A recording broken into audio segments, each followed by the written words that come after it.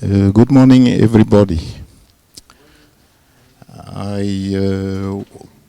First of all, before going deeply to the presentation, I would like to complete what Peggy just said before introducing her presentation. We belong to the same lab, but we will not move to the new environment because it's a mixed lab in the University of New-Caledonia.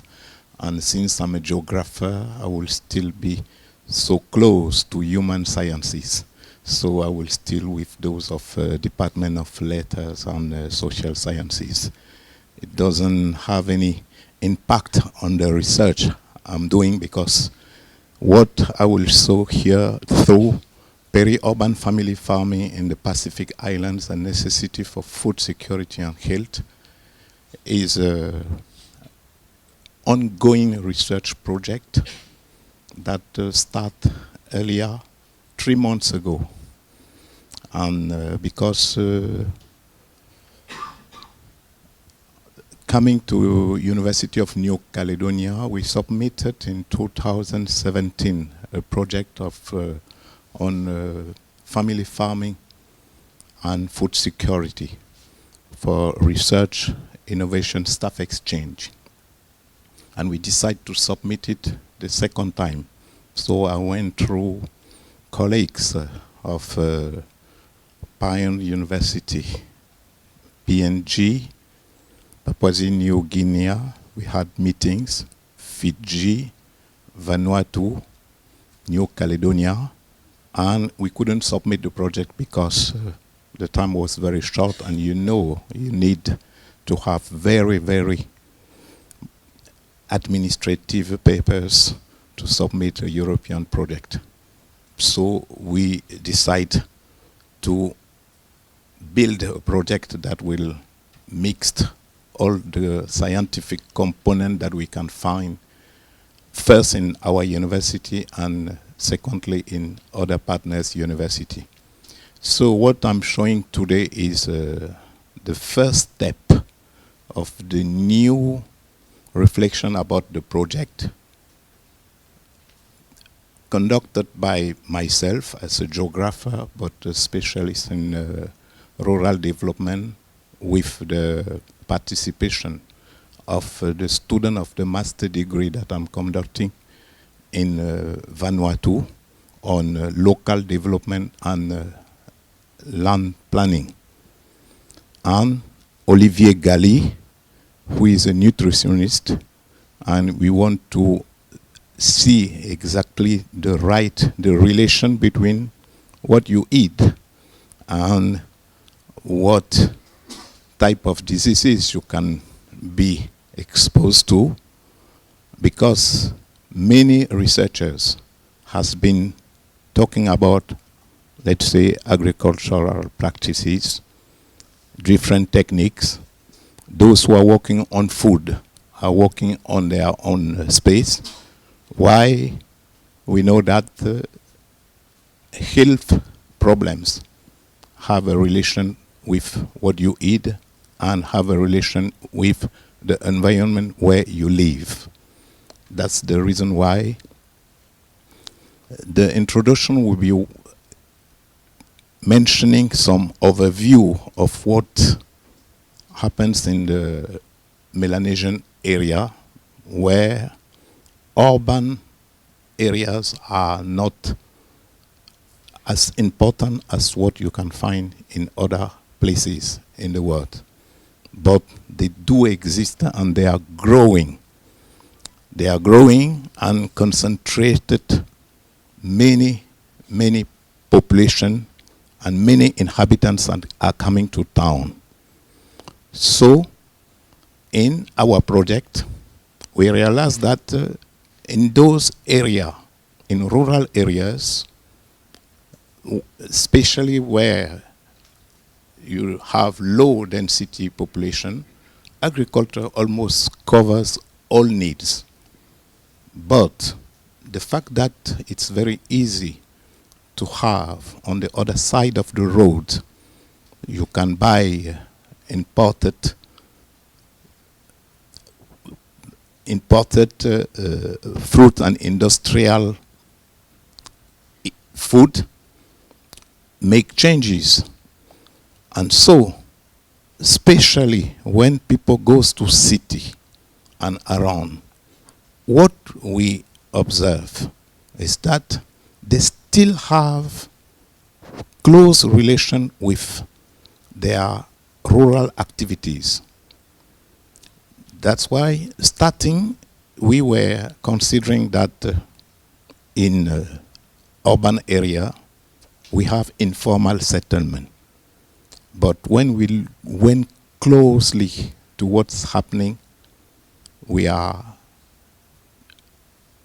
in a particular situation, villages in city. People cannot live in city without having a small plot of agriculture. That was the first step where we decide, okay, we have to consider the urban area like the first field of our study.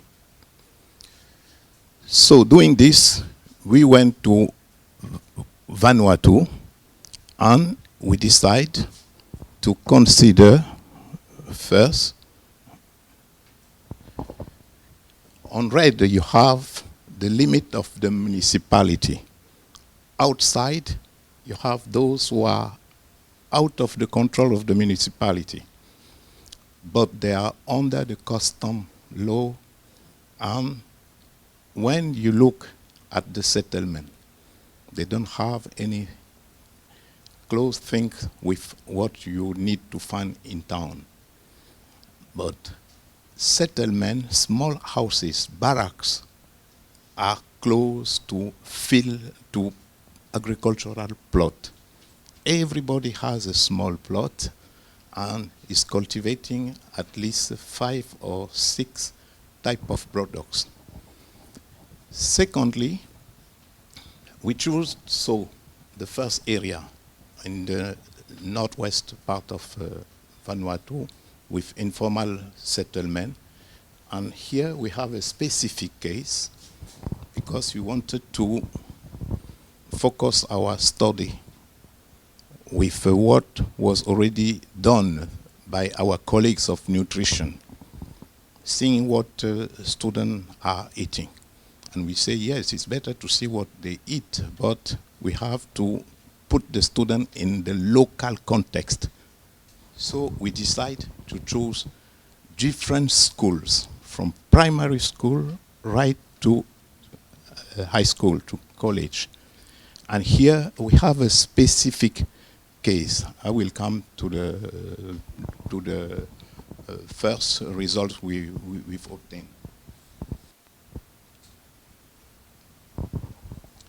So for the school, we have several categories.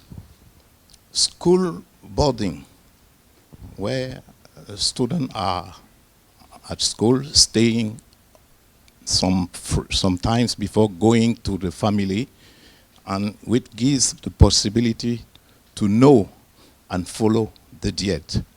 We have also half-boarder students who eat at school at 12, and they go back home. And we have other schools with no border student.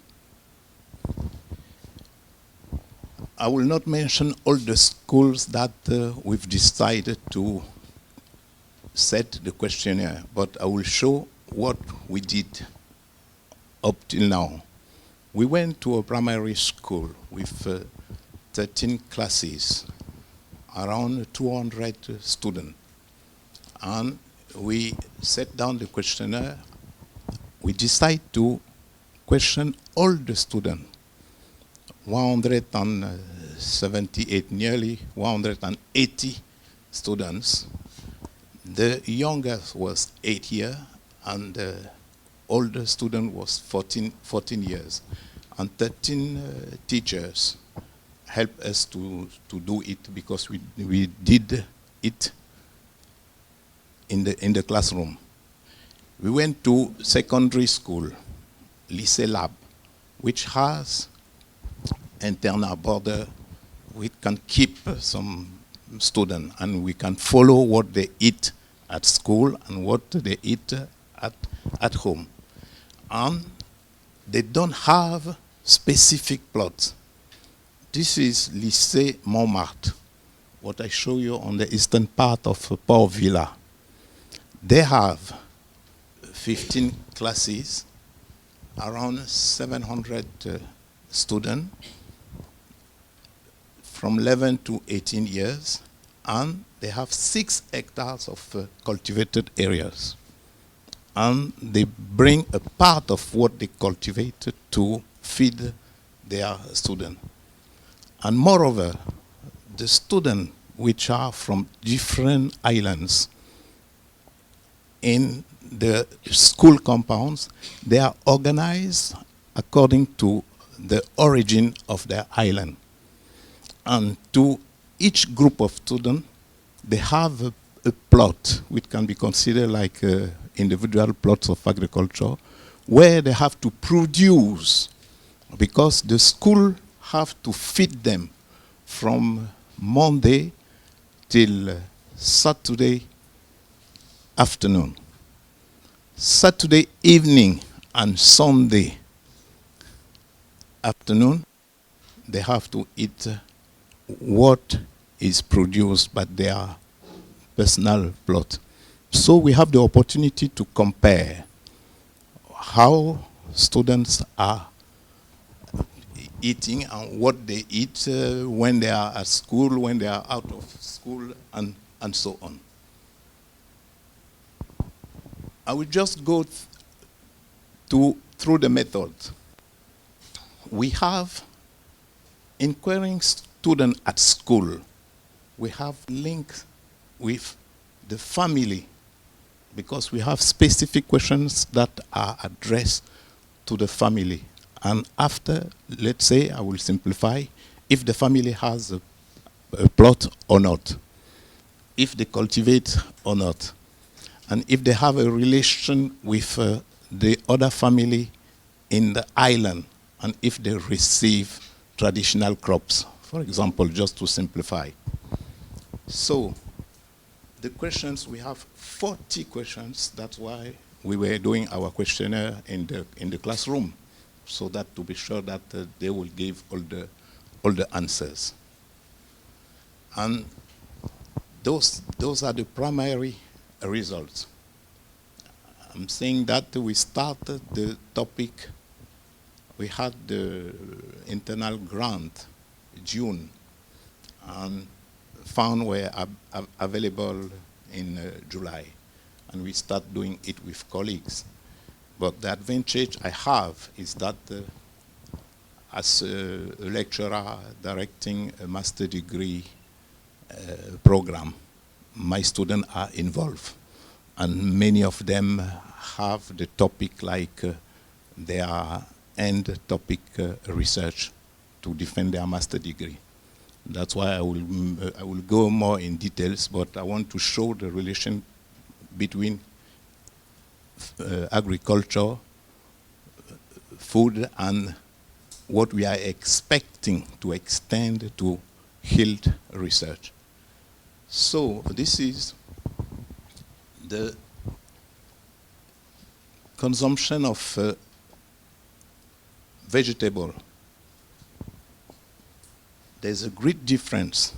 On the right, you have family who have a plot, who cultivate, either in school or out of school.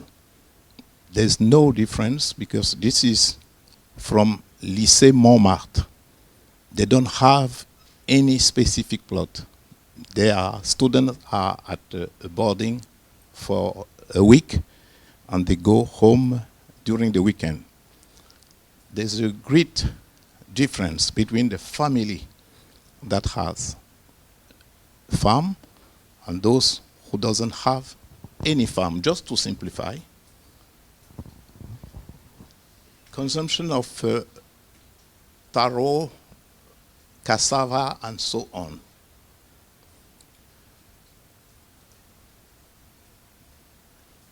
More diversified for the family that have farm. But this is cassava. Even if you don't have a plot, cultivated plot, you eat it because it's an important food in the common eating. When we go to dry products, for example, keeping food, we need that. Having a plot and not having a plot doesn't make any difference. It means that people eat what they harvest. When they harvest, they don't keep it before eating. They just eat it, that's why. And if they don't have it from their personal plot, they will go and buy it to the market. And finally, the consumption of fruits. You see, the difference is not so high. We have some type of fruit. I don't want to go into details, but those are fruits that are not produced. That's why it gives the difference.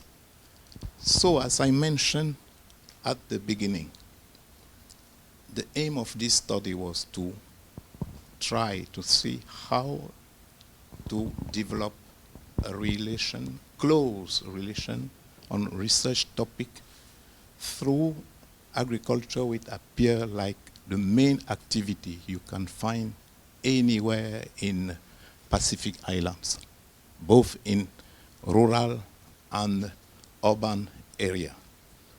We need to continue to organize investigation and questionnaire between our partners, because the partners involved in this first step of the project are Papua New Guinea, New Caledonia, and Vanuatu. But other partners who were interested in participating to the RISE project are still, there will be contact, and we will discuss together to strengthen the method and see how to apply it and submit the project maybe in March 2019. So we are trying to adapt the questionnaire, the consultation and integration of method to build the project. Thank you for your attention.